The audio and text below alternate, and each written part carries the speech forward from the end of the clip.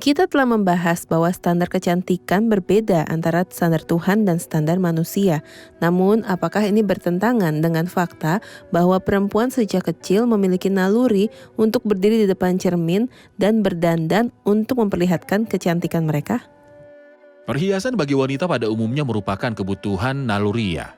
Lantas apa saja batasan yang boleh dan tidak boleh? Tidak ada salah dengan gadis-gadis yang mendandan diri mereka sendiri. Gereja sendiri digambarkan sebagai berhias bagaikan pengantin perempuan yang berdandan untuk suaminya.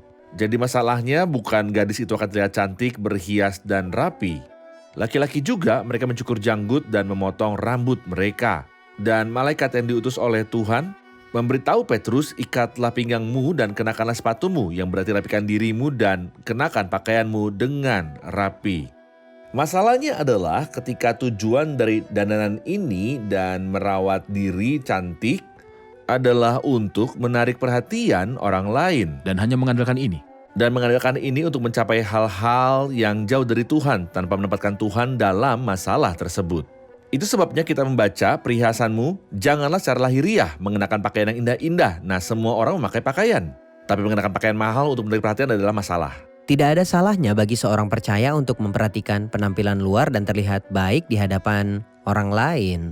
Tetapi dengan fokus pada perhiasan rohani untuk gadis itu yang dibicarakan Rasul Petrus. Perhiasan yang tidak binasa yang berasal dari roh, yang lemah lembut dan tentram yang sangat berharga di mata Allah. Baik. Saudara Efraim, dalam ayat 21, pada waktu itu ketika Mordekai duduk di pintu gerbang istana raja, sakit hatilah Bigtan dan Teresh, dua orang sida-sida raja yang termasuk golongan penjaga pintu. Berikhtiarlah mereka untuk membunuh Raja Ahasiweros. Tetapi perkara itu dapat diketahui oleh Mordekai, lalu diberitahukannya lah kepada Ester, sang ratu, dan Ester mempersembahkannya kepada raja atas nama Mordekai. Perkara itu diperiksa dan ternyata benar. Maka kedua orang itu disulahkan pada tiang. Dan peristiwa itu dituliskan di dalam kitab sejarah di hadapan raja. Apakah ini sebuah peristiwa yang kebetulan? Atau apakah ini memiliki arti penting dalam rangkaian peristiwa yang ada di dalam kitab Ester? Tidak ada kejadian yang kebetulan, tidak hanya di sini, tapi di seluruh kitab seperti yang kita sepakati.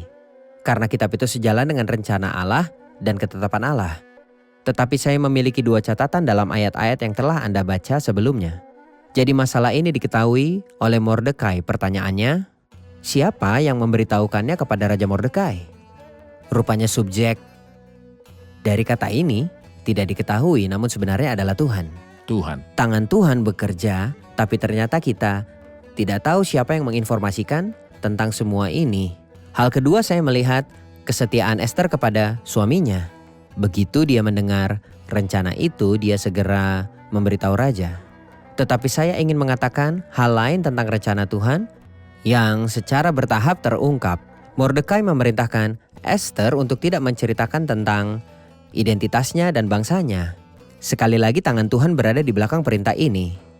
Karena kedua pria ini diduga akan ragu untuk berbicara di hadapan Mordekai, jika mereka mengetahui hubungannya dengan Ester dan bangsanya.